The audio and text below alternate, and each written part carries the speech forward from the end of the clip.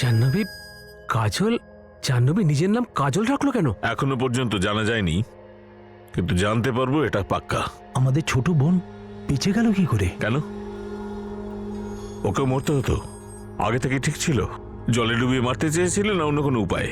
তোমাদের প্ল্যানটাকে এই কারণে ভেস্তে গেল যে তোমাদের পেছনে অন্য কোনো প্ল্যান তৈরি হয়েছিল? স্যার, আপনি কোন প্ল্যানে কথা বলছেন? আমি আপনাকে আগেই বলেছি আমাদের মধ্যে কোনো সমস্যা ছিল না যে আমরা এই সমস্ত প্ল্যান করতে যাব। আমরা আমাদের বয়স্ক বাবা মা আর কাকিমাকে মেরে ফেলবো, নিজের ছোট বোনকে নিখোঁজ করিয়ে দেবো? আরে আপনি কি ভাবছেন বলুন তো আমাদেরকে? ড্রাইভার সন্দীপ বর্মা, যার গাড়ি ছিল, তাকে তুমি ডেকেছিলে? আমি না ডাকলে কে ডাকবে? আমার অসুস্থ বাবা, মা, জাহ্নবী, আমাদের চেনা জানা ড্রাইভার ছিল। এর আগে অনেকবার ডেকেছি ওকে, আর শ্রীগঞ্জ করে ওই 10 বার নিয়ে গিয়েছিল। তাই আমি ভাবলাম ফকিরদৌলা ওকে নিয়েই যাই, এবার এরও চুলচেরা বিশ্লেষণ করবে। মুকেশ, ওই চুলচেরা বিশ্লেষণ এখানে করা হয় না, লকআপে করা হয়। সন্দীপ বর্মার সঙ্গে জাহ্নবীর কোনো অ্যাফেয়ার ছিল? কি? ব্যাপারটা এমন নয় তো যে তোমরা দুই ভাই মিলে পুরো পরিবারটাকে শেষ করতে চেয়েছিলে আর কাজটা সন্দীপ বর্মাকে দিয়েছিলে? ওর সঙ্গে জাহ্নবীর সম্পর্ক ছিল বা হয়ে গিয়েছিল, সেই জন্য জাহ্নবীকে মারেনি। আপনি উর্দি পরে আছেন বলে এটা ভাববেন না। আপনি যা খুশি বলবেন আমরা তাই সহ্য করব। আমরা এলিতেরই লোক নই, আমরা কিন্তু শিক্ষিত, সব জানি।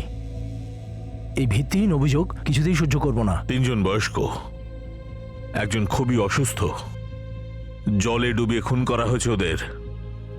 মানছি ওরা অজ্ঞান ছিল, কিন্তু শেষ মুহূর্তে ওরা খুব কষ্ট পেয়েছেন নিশ্চয়ই। সেজন্য এই সহ্য-টহ্যর কথা আমার সামনে না বললেই ভালো হবে।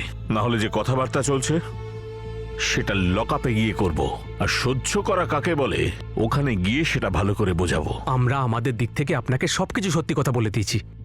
বাবার অসুস্থতা, বাবা কলিমের সাহায্য, জাহ্নবীর ওই অবস্থা, ফকিরদৌলার দর্শন, সবকিছু। তোমরা যেটা বলেছো সেটা সবকিছু নয় মুকেশ, অনেক কিছু আছে যা এখনো বাকি। আর যেটা বাকি আছে সেটা আমাদের বলবে প্ল্যান কি ছিল, প্ল্যান কোথা থেকে শুরু হয়েছিল, কোন দিকে ঘুরলো, আর কোন মোড়টা আমরা ছেড়ে এলাম।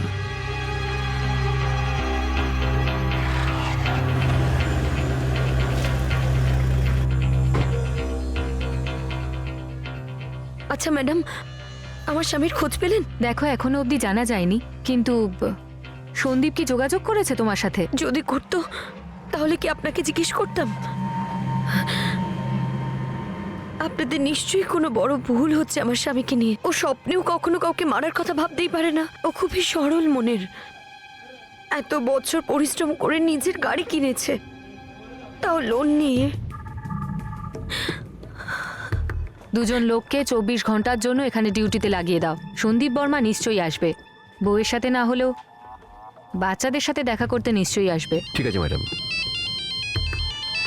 হ্যাঁ, হ্যালো ম্যাডাম, নতুন কোনো খবর পেলেন ওই ঝিলের কেসটায়? যেই প্রশ্নটা তোকে আমি করব সেটা তুই আমায় করছিস। কোচরের নামে তুই কলঙ্ক হয়ে যাচ্ছিস। আরে ম্যাডাম, আমার জন্য যদি কোনো কাজ থাকে তাই জন্যই তো ফোন করলাম। হ্যাঁ আছে, খোঁজ নেই ড্রাইভার সন্দীপ বর্মা আর জাহ্নবী তনওয়ারের মধ্যে কি সম্পর্ক ছিল, কোনো অ্যাফেয়ার ট্যাফেয়ার? হ্যাঁ, এটা তো সত্যি গল্পের মধ্যে টুইস্ট ম্যাডাম। দেখ, এখনো কিছু ক্লিয়ার নয়। আপাতত লখনৌতে খোঁজ চলছে। এই জাহ্নবী এখন কোথাও কাজল সেজে রয়েছে। তুই খোঁজ নিয়ে দেখ সন্দীপের এতে কি হাত ছিল। ম্যাডাম, এটা তো মনে হচ্ছে খুব কঠিন। যদি কিছু থাকতো এরকম তাহলে এতদিনে কিছু না কিছু খবর তো কানে আসতো। কিছু ব্যাপার এরকমও থাকে যেটা খুব সহজে বোঝা যায় না। খোঁজ নিয়ে ভালো করে দেখ, হয়তো বোঝা যেতে পারে। আপাতত তুই কাজে লেগে যা। পুলিশের লোকেদের মাথা খারাপ হয়ে গেছে সেটা বুঝলাম, কিন্তু শেষে তুমিও জাহ্নবীর সঙ্গে ড্রাইভার সন্দীপকে মেলানোর জন্য আমরা পুরো ফ্যামিলিকে শেষ করে দেবো, এটাই বলতে চাইছো তুমি? আরে তোদের মধ্যে কি সমস্যা ছিল আমি জানি না, আর এইসব গোলমালের মধ্যে আমি আমার মালতীকে হারিয়ে ফেললাম। আমরা তো এসবের কিছুই জানতাম না। কাকা, আমরা ততটাই জানি যতটা তুমি জানো। আমরা তো এখনই জানলাম যে জাহ্নবী বেঁচে আছে। পুলিশ সন্দেহ করছে যে সন্দীপের সঙ্গে ওর কোনো সম্পর্ক ছিল, আর হয়তো ওরা দুজনে মিলে এই সমস্ত কিছু করেছে। ওই ধাবাতে দাঁড়ানোর কথা সন্দীপই বলেছিল, আমার মনে আছে। আরে ওই ডাল মাখানি ওখানে সব থেকে ফেমাস শান্তারাম দাবায়, আর বাকি খাবারগুলো কিন্তু দারুণ মুকেশ দা। হ্যাঁ, ঠিকই বলছো কাকা, আমারও মনে আছে সন্দীপই বলেছিল ওই ধাবাতে দাঁড়ানোর জন্যে। মুকেশ, তোরা সবাই আর জাহ্নবী একটাই বাড়ির মধ্যে থাকতিস, কারণ আমি তো এই বাড়িতে থাকতাম না। তোরা কি করে এটা জানতে পারলি না যে জাহ্নবীর কোনো চক্কর চলছে এই সন্দীপের সাথে? বাড়িতে কেউ না কেউ তো নিশ্চয়ই জানতে পেরেছিল, আর এখনো কেউ না কেউ জেনে শুনে চুপ করে আছে। জাহ্নবী আর সন্দীপ বর্মার মধ্যে অ্যাফেয়ার হওয়াটা অসম্ভব নয়। হতেই পারে এরকম অ্যাফেয়ার, যেটা বাইরে কেউ জানতেই পারে না, এমনকি বাড়ির লোকেরাও না। যদি বাড়িতে এসবের কেউ কিছু না জানে, তাহলে জাহ্নবী আর সন্দীপ বর্মা শুধু জাহ্নবীর বাড়ির লোকেদের ভয়ের কারণেই এমন ভয়ানক কাণ্ড ঘটালো? হয়তো এদেরকে কেউ ব্যবহার করেছিল, কেউ হয়তো জানতো এই অ্যাফেয়ারের ব্যাপারে, আর এদেরকে বোরে করা হয়েছিল পরিবারের বাকি লোকদের মারার জন্য।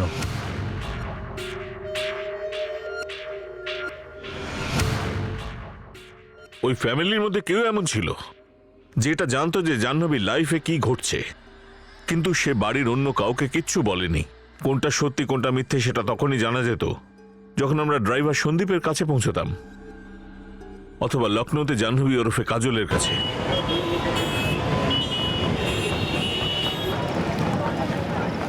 এই কাজলের ছবিটা কালকেই আমাদের থানাতে এসেছে। এটা কে? এর পেছনে সুরেশ অবস্থি নাম লেখা আছে। এই কাজলের ছবির সঙ্গে সুরেশ অবস্থির ছবিটাও এসেছে। কেসটা কি? সিভিল কোর্টে একজন অ্যাডভোকেট আছেন, চন্দ্রেশ উপাধ্যায়, উনি এই ছবি দুটো পাঠিয়েছেন আর এদের ডিটেলস জানতে বলেছেন। এরা দুজন ওখানে কি করছিল?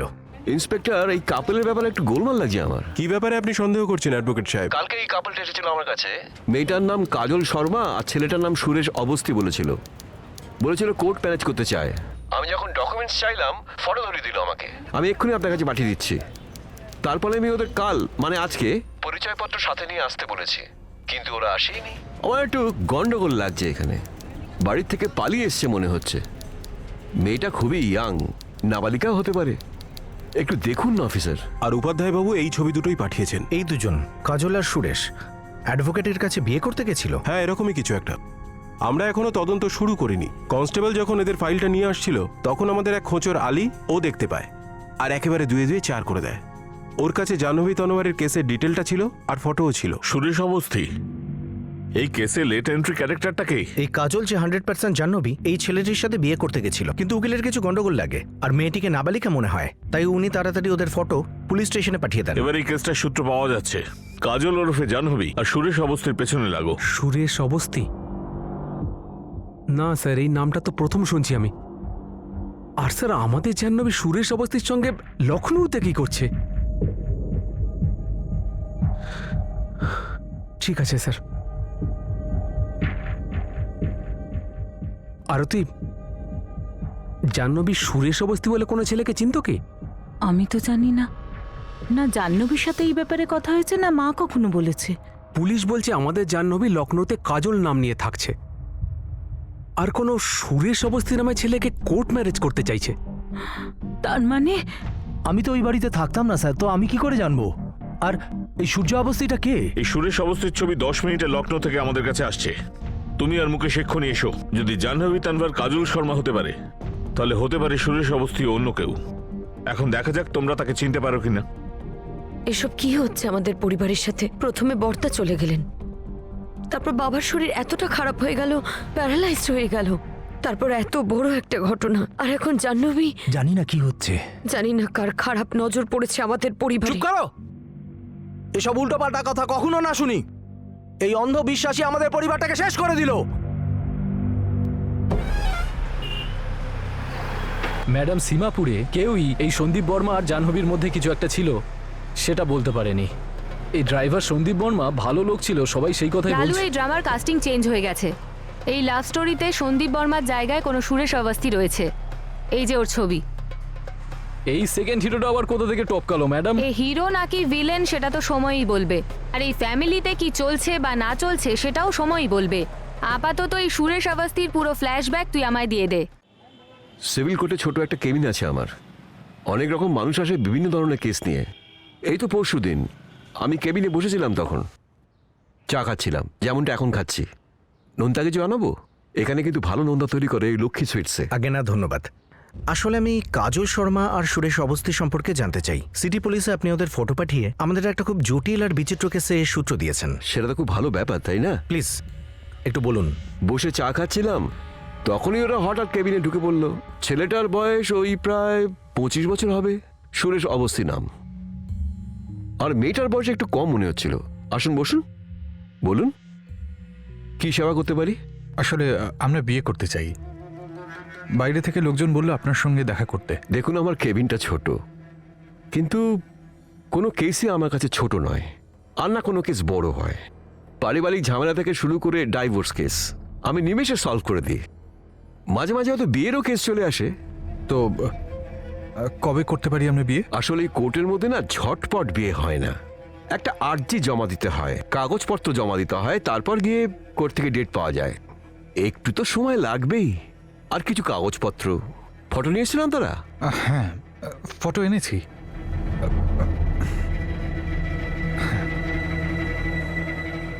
আর কোনো পরিচয়পত্র, যেমন আধার card, pan card, passport.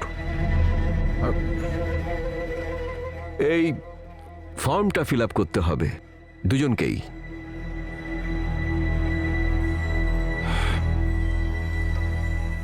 Sir বিয়েটা আজকে করা যাবে না? আর্জিটা সাবমিট হবে, কোর্ট তারপর তারিখ দেবে, কাগজপত্র লাগবে, তারপরে হবে আপনাদের বিয়ে। ওই তারিখটা আজকের হতে পারে না? মানে বিয়ের সার্টিফিকেটটা আজকে পেতে পারি না? ম্যারেজ সার্টিফিকেট কোনো সিনেমার টিকিট নয় যে আধা ঘন্টা লাইনে দাঁড়ালে আর তারপর ব্যালকনিতে বসে পড়লে। আপনাদের পরিচয়পত্র নিয়ে আসুন, কাল পরশুর মধ্যে হয়তো হয়ে যেতে পারে, কোর্ট তারিখ দিয়ে দেবে। কোনো প্রবলেম আছে? না মানে হ্যাঁ, আসলে আমরা ডকুমেন্ট আর কাগজপত্র তো কিছু আনিনি সঙ্গে করে, তাই বাড়ি থেকে আনোনি? হ্যাঁ। মানে যেখান থেকে পালিয়ে এসছো? স্যার ডকুমেন্টস ছাড়াই বিয়েটা করিয়ে দিন প্লিজ। না যদি এক্সট্রা কিছু লাগে তাহলে দিয়ে দেব। আমাদের পুরো লখনৌতে, আমি তো বলবো আমাদের পুরো ইউপিতে, কোনো বাপের বেটা বিনা ডকুমেন্টসে আজকের মধ্যে যদি ম্যারেজ সার্টিফিকেট পাই দিতে পারে, তাহলে এই দোকান বন্ধ করে দিয়ে আমি লক্ষ্মী সুইটসে গিয়ে জিলিপি ভাজবো। ঠিক আছে, আমরা তাহলে একটা কাজ করি, আমরা কালকে আসছি সমস্ত কাগজপত্র নিয়ে। চলো চলো কাজল। আরে আমার কথাটা শোনো, আমি মানছি যে আমি খুব বড় উকিল নই, কিন্তু আমিও তো আইনের রক্ষক। ওদের কথা শুনে আমি বুঝতে পেরেছিলাম কিছু একটা গন্ডগোল আছেই।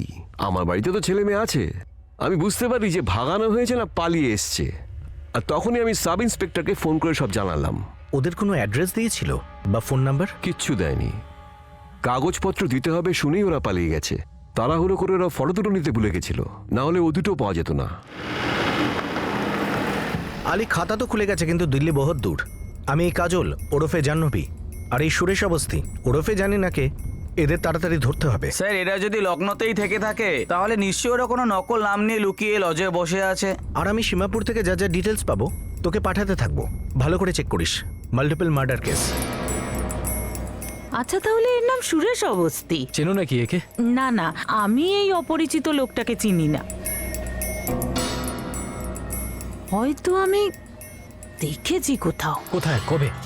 আমার সঙ্গে এর কোথাও একটা দেখা হয়েছে। হ্যাঁ মনে পড়েছে, একবারই তো দেখা হয়েছিল এর সাথে। মুকেশ দাদার দোকানে আমাকে ধাক্কা দিয়েছিল।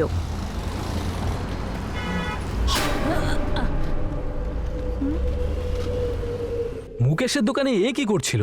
এই কথাটা আমি আপনাকে কি করে বলি? এই কথাটা তো হয় মুকেশ দাদা আপনাকে বলতে পারবে, না হলে এই ছেলেটা বলবে। এই হলো সুরেশ অবস্থি। এ সুরেশ অবস্থি? না স্যার, এর নাম তো জুনেদ, মেকানিক। কোথায় কাজ করে? স্যার সীমাপুরে আমাদের দোকান আছে, ওর সামনে মুর্তাজার গ্যারেজ আছে, এ ওখানে কাজ করে। হ্যাঁ, আমিও আমার বাইক এর কাছে ঠিক করিয়েছিলাম। কিন্তু স্যার এই সুরেশ অবস্থি আমাদের জাহ্নবীর সঙ্গে। আরে ভাই আমি বলছি তো, এটা কোনো সুরেশ অবস্থি নয়। এ হলো জুনেদ সিদ্দিকী, আমার মেকানিক। ওই সায়রাগঞ্জে থাকে, বিবাহিত, এক বাচ্চার বাবা।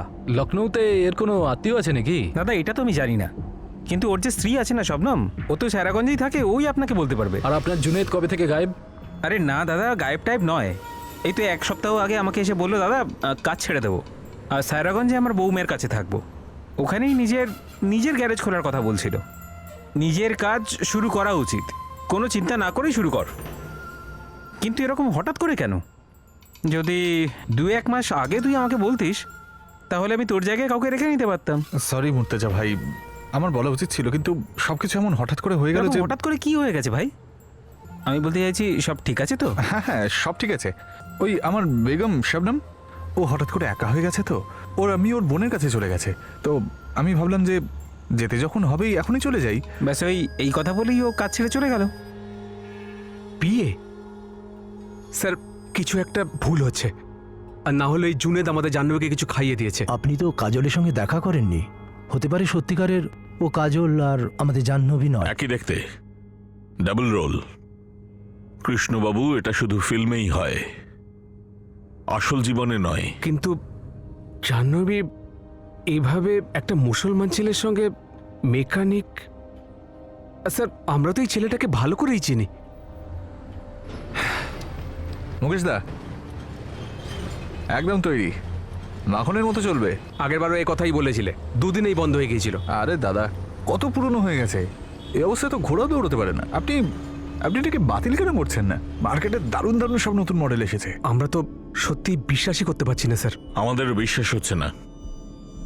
তোমাদের পরিবারের 3 জন লোক মারা গেছে, আর ওই বাবা কালিম কুরেশি, ড্রাইভার সন্দীপ বর্মার লাশ পাওয়া এখনো বাকি। তোমাদের ছোট বোনের খোঁজ পাওয়া গেছে, জাহ্নবী, যে জাহ্নবী নয় কাজল, আর এই জুনেদ, যে জুনেদ নয় সুরেশ অবস্থি। কি করে বিশ্বাস হবে? আচ্ছা, তোমাদের লখনৌতে কি কেউ আছে? কোনো আত্মীয়? আত্মীয় স্যার থাকলে আমাদের কাছে আগে ফোন আসতো না। তোমার কেউ আছে? না তো, তাছাড়া আমি তো ওই বাড়িতে থাকতাম না, তো আমি কি করে? এই! আর একবারও বলবে না আমি ওই বাড়িতে থাকতাম না আর আমি কিছু জানি না। আমি বিশ্বাস করি না মন্দিরে, দরগায় বা বাবার উপর এরপর যা কথাবার্তা হবে ওই দুজনের সামনেই হবে। আমাদেরও তো জানতে হবে ধাবার ডালে কি মশলা ছিল, আর ওই ঝিলটা কতটা গভীর। জাহ্নবী আর জুনেতের অ্যাফেয়ার, কেউ তো নিশ্চয়ই জানতো এই ব্যাপারে। হয়তো বাবা কালিম কুরেশি ওদেরকে সাহায্য করছিল। সন্দেহ কালিম আর জাহ্নবীর অ্যাফেয়ারে ছিল, কিন্তু বাবা কালিম আসলে জুনেত আর জাহ্নবীর অ্যাফেয়ারে সাহায্য করছিল, ওদের দুজনকেই। আর এই ষড়যন্ত্রে কালিমকে রাস্তা থেকে সরিয়ে দেওয়া হয় যাতে কোনো প্রমাণ না থাকে। এই অ্যাফেয়ারের গন্ধ কেউ আগে থেকেই পেয়েছিল। এই ষড়যন্ত্রের একটা ইতিহাস আছে, পীর ওয়াজিদের দরগায় যাওয়া থেকে শুরু করে ফকির দৌলার দরগা পর্যন্ত। আমাদের সন্দেহটাই ঠিক ছিল স্যার, আর নিশানাও ঠিক জায়গাতেই লেগেছে। অ্যাড্রেসটা লিখে নিন, শিবশঙ্কর লজ, বড় মসজিদের পিছনে। আর হ্যাঁ, ওখানকার রেজিস্টারে ওরা নকল নাম লিখে রেখেছে, কাজল শর্মা আর সুরেশ অবস্থি। তুই ওখানেই দাঁড়িয়ে থাক, আমি টিম নিয়ে পৌঁছচ্ছি।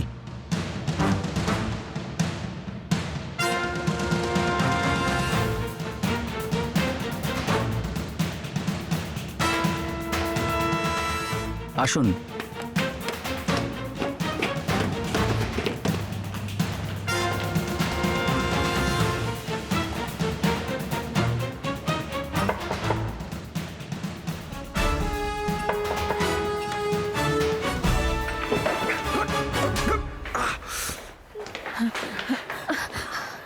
জিজ্ঞেস করো আমাকে যে আমি কি করে জানলাম যে তুমি ওই গাড়িতে ছিলে না যেটাকে ঝিলে ফেলা হয়েছিল।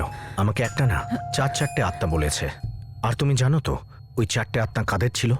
তুমি তো এটাও জানো যে জাহ্নবী তানবার থেকে কাজল কেন হলে, আর ও জুনের থেকে সুরেশ অবস্থি কেন হলো। তুমি সবকিছু জানো, আর সেই সব কিছু এবার আমরা তোমার কাছ থেকে জানবো।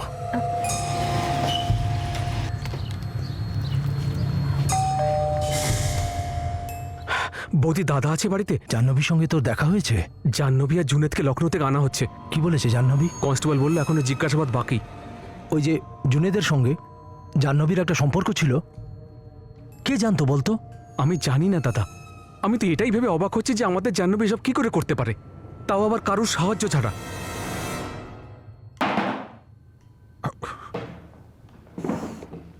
দেখো, এক্ষুনি এই মুহূর্তে তোমাদের বিয়েটা তো হচ্ছে না। 5-5টা খুনের সন্দেহ আছে তোমাদের উপর। ভালো হবে সবকিছু, সবকিছু মানে A to Z সবকিছু সত্যি করে বলো। প্ল্যান কি ছিল আর কে হেল্প করছিল তোমাদের? সন্দীপ বর্মা ছিল। কোথায় আছে এখনো? নাকি কলিম কুরেশি ছিল? বলো জাহ্নবী।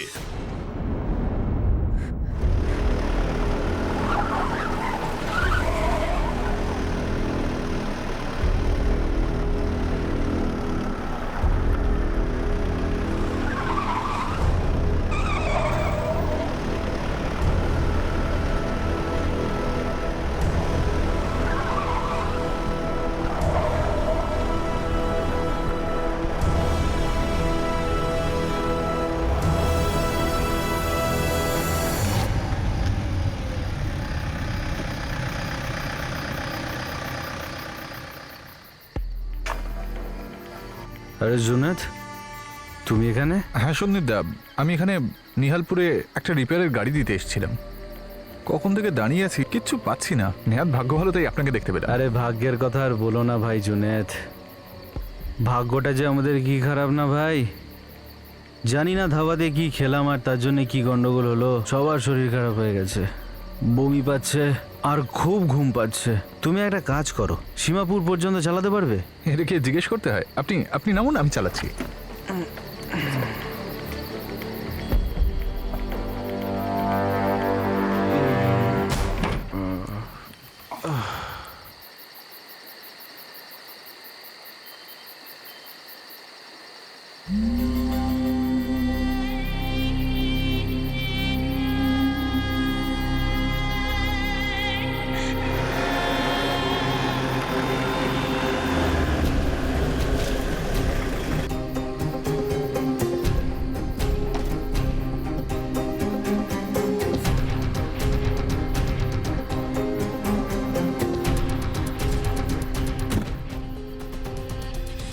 তুমি এখানে কোথাও লুকিয়ে পড়ো, আমি কাজটা শেষ করে আসছি।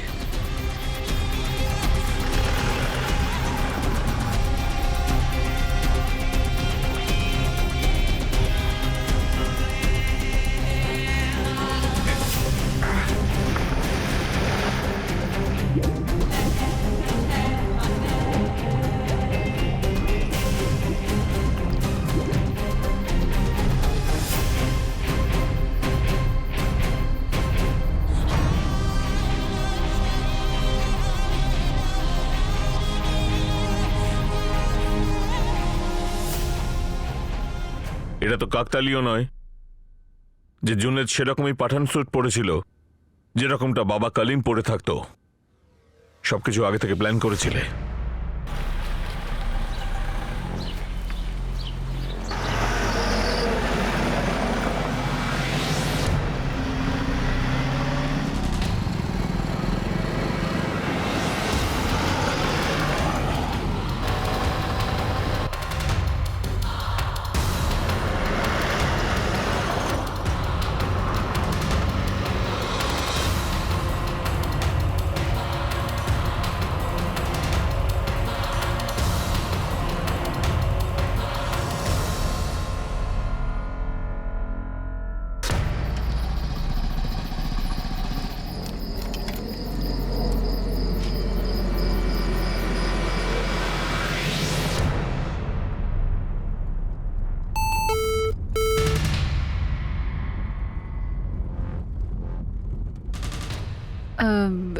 মুকেশ দাদা, খাবার জন্য কোথাও দাঁড়াই? আরে ওই ডাল মাখানি ওখানে সব থেকে ফেমাস শান্তারাম ধাবায়, আর বাকি খাবারগুলো কিন্তু দারুণ মুকেশ দা, ওখানেই খাওয়া যাক। হ্যাঁ, রাত 9টা বেজে গেছে, যখন খেয়ে নেওয়া যাক। বাবারও ওষুধ খাওয়ার সময় হয়ে গেছে তো, তাহলে কিছু খেয়ে নি। এই সন্দীপ, ওই শান্তারাম ধাবাতে পৌঁছতে কত সময় লাগবে? আরে এই তো সামনেই, 2 মিনিটের মতো পৌঁছে যাব। তাহলে এটাও কাকতালীয় নয় যে বিশেষ করে ওই শান্তারাম ধাবাতে গাড়ি থামানো আর গাড়িকে ধাওয়া করা। আর তুই জুনেদ, পরিষ্কার ব্যাপার যে তুই ঘুমের ওষুধ মিশিয়েছিলিস ধাবার খাবারে। অধীর আগ্রহে শুনবার অপেক্ষায় আছি কিভাবে। এ পঙ্কজ, 7-8-এর অর্ডার রেডি আছে, নিয়ে যা তাড়াতাড়ি।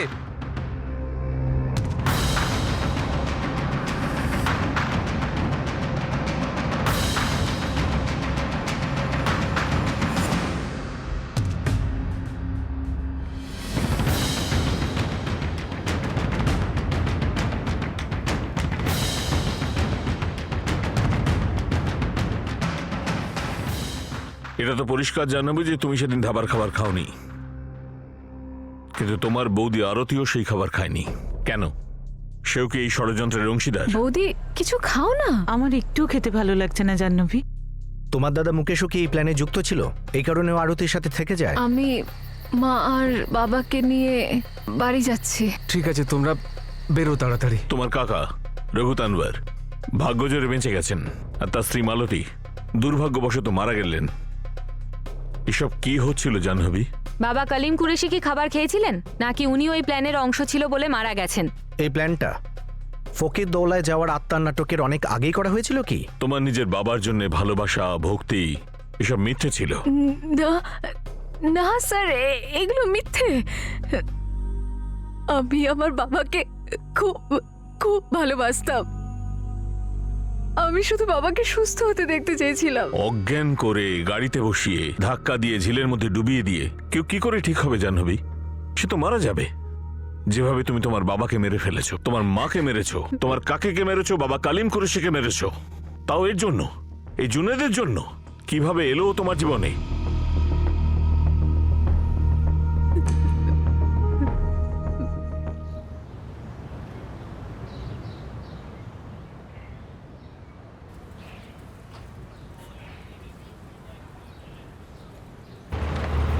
দাদা, তোমার টিফিন। হ্যাঁ দে।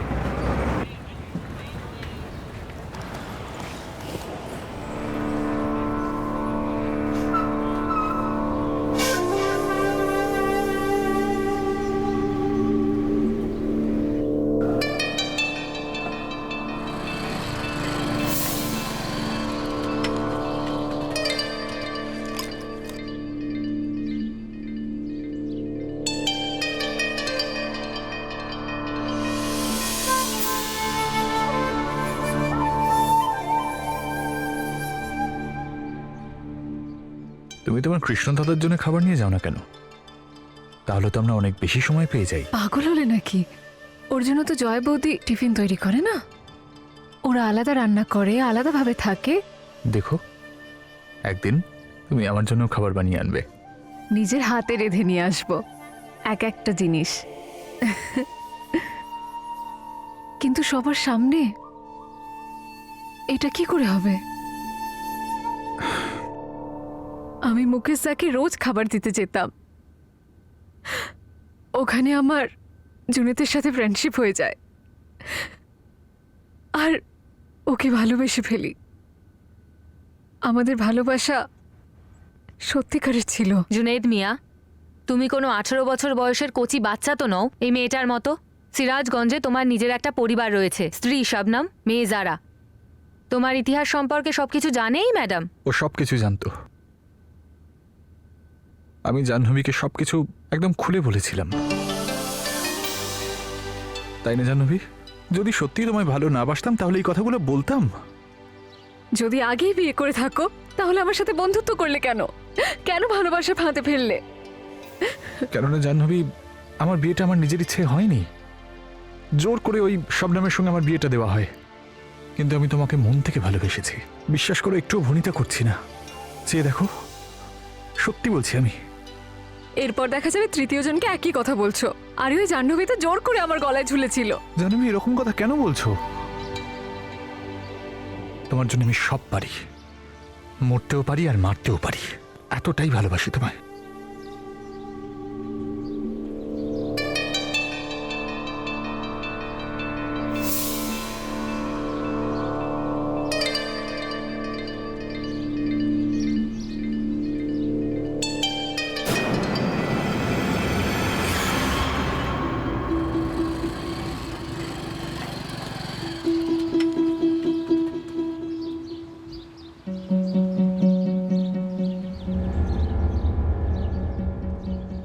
মা, অসভ্যমে, এটা কি যথেষ্ট নয় যে তোর বাবা অসুস্থ হয়ে পড়ে আছে আর তুই পরিবারের সম্মান নষ্ট করছিস ওই অন্য একটা জাতের ছেলের সঙ্গে নিজের সম্পর্ক করে? মা, আমরা একে অপরকে আমি তোর মুখ ভেঙে দেবো যদি এই ভালোবাসার কথা শুনি আর একবার।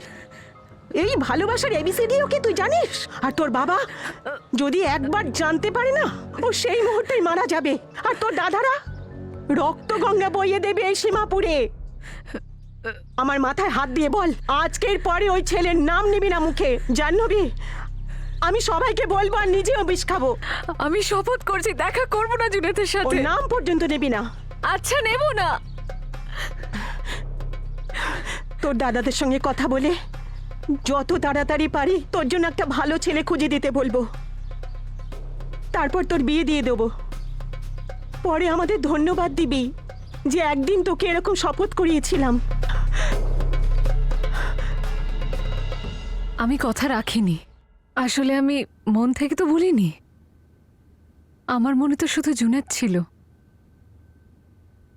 কিন্তু জুনেদের সাথে দেখা করাটা খুব কঠিন হয়ে গেছিল। অন্তত সীমাপুরে তো খুবই মুশকিল। তাহলে কোথায় দেখা করতে? শিখঞ্জগড়। পীরবাজিদের দরগায়, যেখানে তোমরা 10 বার গিয়েছিলে। ধরুন ওটা ভগবানের দেওয়া আমাদের জন্য সুযোগ ছিল, যে মুকেশ দা ওই বাবা কলিমকে বাড়িতে নিয়ে আসে। ওখানে শিকঞ্জগড়ে সবার থেকে দূরে লুকিয়ে হলেও আমরা দুজনে শান্তিতে দেখা করতাম। আমি একটু দরগা থেকে আসছি।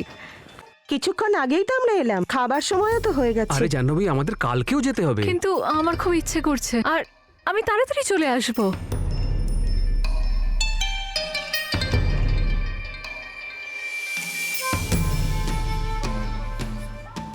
ওখানে এমন একটাও দিন ছিল না যেদিন আমি ওর সঙ্গে দেখা করিনি।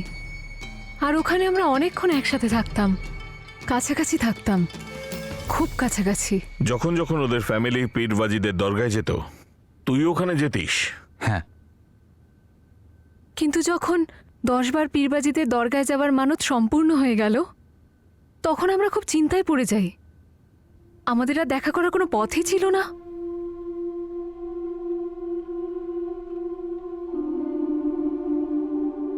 আমি যাই। তুমি ঠিক যেন 10 বারই আসার কথা ছিল, আরো 10 বারের কথা বলতে পারিনি? যদি আরো 10 বার বলতো, তারপর আমাদের কি হতো? জানি না কি হতো, তুমি বলো। কি হওয়া উচিত সেটা বলতে পারি, কিন্তু কি হবে সেটা আমি জানি। কি? জুনিত আমাদের পরিবার কখনো মানবে না। ওরা আমাদের দুজনকে এক হতে দেবে না। তুমি এইভাবে আলাদা থাকতে পারবে তো, অন্য কারোর বউ হয়ে? না। তাহলে?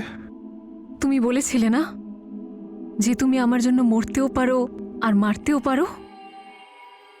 আমি আজও সেই কথা বলছি, আমি তোমার জন্য সবকিছু করতে পারি, যে কোনো কাজ করতে পারি।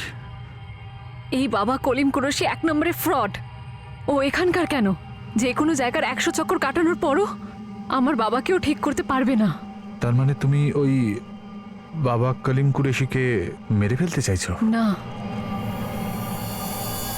বাবাকে। ভয় পেয়ে গেলে? তা নয়, কিন্তু কিন্তু জাহ্নবী, মেরে ফেলার বদলে আমরা তো পালিয়েও যেতে পারি, মারতে হবে কেন? আর তারপর বাবার খেয়ালকে রাখবে। কিন্তু তুমি তো ওনাকে মেরে ফেলার কথা বলছো। ওনাকে মেরে ফেলে ওনার আত্মাকে মুক্তি দেওয়ার কথা বলছি। জুনেত, আমি আমার বাবাকে যতটা ভালোবাসি না, ততটা কেউ বাসে না, মাও বাসে না। আমি যদি তোমার সাথে পালিয়ে যাই, তাহলে কৃষ্ণদা আর মুকেশদা তো বাবার একদম খেয়াল রাখবে না। কৃষ্ণদা তো এমনিতেই সবাইকে লেকচার দেয়, জ্ঞান দেয় সবাইকে, সাহায্য তো করবেই না। আর মুকেশদাও খুব একটা খেয়াল রাখবে না। মা একা বাবার খেয়াল রাখতে পারবে না। বাবা খুব কষ্ট পাবে, মা বাবা দুজনেই।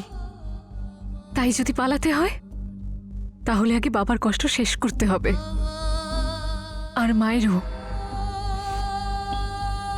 তুমি যা বলবে, যেমন বলবে, আমি সেটাই করব। এরকম ভালোবাসা আজ পর্যন্ত দেখিনি, মানে প্রাণঘাতী ভালোবাসা। মুকেশের কি রোল ছিল তোমার এই প্ল্যানে? তোমার মধ্যে আত্মা ভর করার প্ল্যানটা সেটা কার ছিল?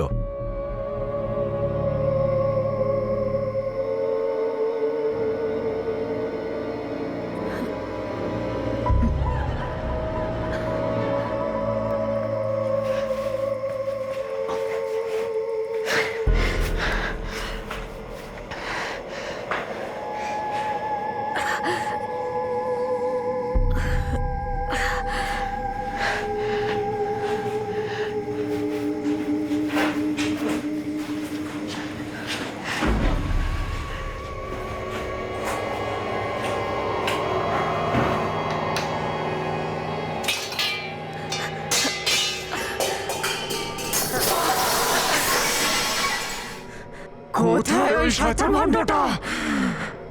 বল, কোথায় ওই শয়তান ভণ্ডটা? দাদা, তোমার খাবার।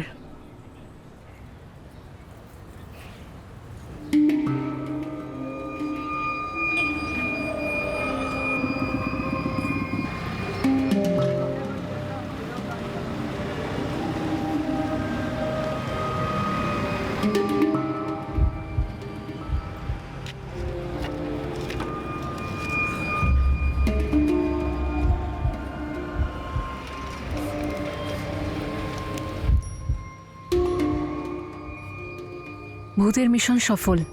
আমরা এবার ফকির দলার দরগায় যাচ্ছি। এই ভণ্ড বাবা কলিম কুরশি খুব ভালোভাবেই ফেসেছে, একটু ভয়ও পেয়েছে। ওই ভণ্ডটা ভেবেছে সত্যি সত্যি আমার ঘাড়ে ভূত চেপেছে, যে কিনা ফকির দলাতে যেতে জেদ করছে। আমাদের বাড়ির সবার যাওয়ার প্ল্যান হয়েছে, তুমিও আমাদের পেছনে এসো। তো প্ল্যান ছিল পুরো পরিবারটাকে শেষ করার, কৃষ্ণ আর জয়াবাদে। ওদের তো এমনিতেও আমাকে নিয়ে খুব একটা চিন্তা ছিল না। যদি সবাই চলে যেত আর শুধু ওরা থেকে যেত, তাহলে ওরা আমার আর জুনেতের বিয়েতে বাধা দিত না। খুব বেশি হলে কি আর করতো, দুটো লেকচার দিত। কাকা আর কাকি তোমার কি ক্ষতি করেছিল? কিচ্ছু না, ওদেরকে মারার কোনো প্ল্যান ছিল না। ওরা তো হঠাৎই সেদিন সকালে বাড়িতে এলো আর এটা জেদ করতে থাকে যে ওরাও যাবে ফকির দলাতে। বাবা বলল যে চলো একসঙ্গে, তাই আমি কিছু করতে পারলাম না। আর ওই ভণ্ড বাবা কলিম, ওকেও মারার কোনো প্ল্যান ছিল না, কিন্তু ও উড়ে এসে জুড়ে বসলো। ও বলল যে আমি নিজেও যাব ফকির দলার দরগাতে। তার মানে তোমার আরতি বৌদির সত্যি শরীর খারাপ হয়েছিল, তাই মুখে সোনার সাথে থেকে যায়। আর তোমার কাকা রঘুবীরও, এই জন্য ওরা সবাই বেঁচে যায়। আর ড্রাইভার সন্দীপ বর্মা, ও তো নির্দোষ। ও মারা গেছিল কারণ ও তোমাদের সঙ্গে গেছিল। এতগুলো নিজের এবং অন্যের লাশের উপর দাঁড়িয়ে তুমি ওর সঙ্গে সংসারের স্বপ্ন দেখছো? ভাবলে নিজের নাম বদলে, শহর বদলে তোমার সমস্ত অপরাধ, সমস্ত পাপ ধুয়ে যাবে। এই বেটা জুনেদ, তোর বউ যদি মিসিং কমপ্লেন্ট লেখাতো তো পুলিশ তো তোর পেছনে লেগেই যেত। লাগতো না। আমি শবনম আর জারা দুজনকেই ছেড়ে দিয়েছি। ওরা আর এখন আমার জীবনের অংশ নয়। বাবা, এখন তোর নিজের জীবনই তোর অংশ নয়।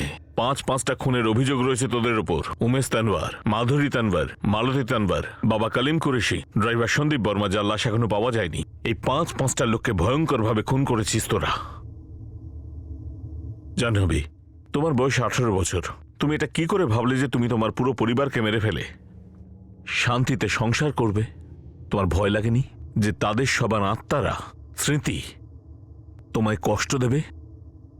স্যার, যদি আমি জুনেদকে বিয়ে না করতাম আর মায়ের পছন্দ করা যে কোনো ছেলেকে বিয়ে করে নিতাম, তখনও তো আমি কষ্ট পেতাম, তাই না? আর যদি আমি জেদ করতাম যে আমি শুধু জুনেদকেই বিয়ে করতে চাই, তখন ওরা আমাদের খুন করাতো। আর তখন আপনি এখানে বসে আমার পরিবারের লোকেদেরও এই প্রশ্নই করতেন যে নিজের মেয়েকে মেরে ফেলে আপনারা শান্তিতে কি করে থাকতে পারবেন? ঠিক বলছি তো স্যার?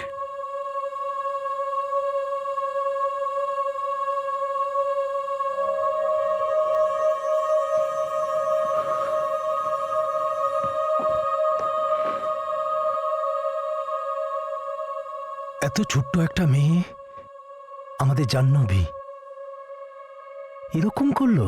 আমরা তো ভাগ্যের চড়ে বেঁচে গেছি, না হলে তো আমরাও, আমি, আরতি, কাকা, আমরা ওই ঝিলের তলায় থাকতাম, গাড়ির মধ্যে। এই জুটির কঠিনতম শাস্তি তো হবেই, কিন্তু একদিক থেকে এই কেসটা রিভার্স অর্ডার কিলিং এর।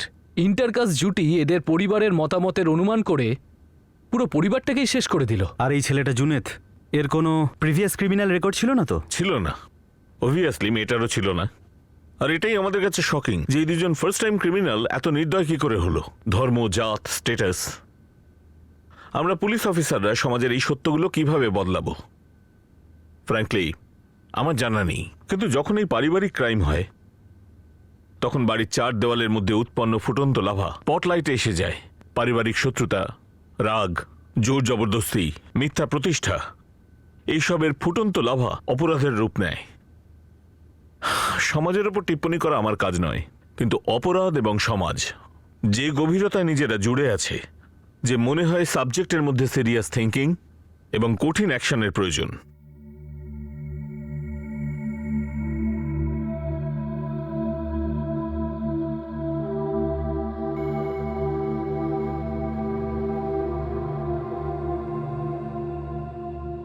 সন্দীপ বর্মার লাশ এখনো পাওয়া যায়নি। জাহ্নবী আর জুনেদের বিরুদ্ধে আইপিসি 302 ধারা অনুযায়ী খুনের জন্য আর 201 ধারা অনুযায়ী প্রমাণ লোপাটের অভিযোগ দায়ের হয়েছে।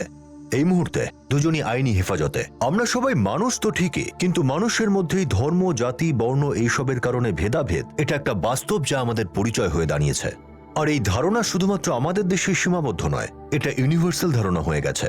অন্য কোনো মানুষকে নিজে না ভেবে নেওয়া, এটা সারা বিশ্বের মানুষের মনেই চলতে থাকা একটা ধারণা, আর এটা চলেই আসছে। সম্মিলিত হয়ে সবাইকে সঙ্গে নিয়ে চলা, এটা হয়তো আমাদের ন্যাচারাল ইনস্টিংক্টে নেই। আর সেই জন্য আমাদের পরিশ্রম করতে হয় যাতে আমরা সমস্ত মতভেদ ভুলে নিজেদের পরিচয়কে সরিয়ে রেখে তার প্রভাব যেন সমাজে পড়তে না দিই আর মানুষের সঙ্গে সম্পর্ক বাড়াতে থাকি। কিন্তু এই সত্যটাও অস্বীকার করা যায় না যে সমাজে আমরা যতই একে অপরের সঙ্গে মিলেমিশে থাকি না কেন, নিজেদের মেয়ের ক্ষেত্রে তাদের মর্জি মতো জীবনসঙ্গী বেছে নেওয়ার স্বাধীনতা আমরা যেন তাদের দিতেই পারি না। দুটো ধর্মের মধ্যে ভালোবাসার সম্পর্ক, রক্তের সম্পর্ক এত সহজে যেন কেউ মানতে পারে না। মানুষের মধ্যে মতভেদ, তাদের ভুলভ্রান্তি দূর করা যায়, মানুষের মধ্যের বৈরিতাকে একতায় পরিণত করা যায়, কিন্তু মানুষের মধ্যে এমন কোনো ভেদাভেদ থাকতে পারে না যেটা একটা ভয়ঙ্কর খুনের মাধ্যমে শেষ হয়। যদি একরকম নেতিবাচক দৃষ্টিকোণ থেকে দেখা যায়, তাহলে অপরাধ একদিক থেকে সব মতভেদ মিটিয়ে দেয় আর মানুষকে শুধুমাত্র একটাই পরিচয় দেয়, আর সেটা হলো ক্রিমিনালের। আবার দেখা হবে পরবর্তী এপিসোডে অপরাধের আরও একটা গল্প নিয়ে। For more updates, subscribe to our channel, click the show links and enjoy watching the videos.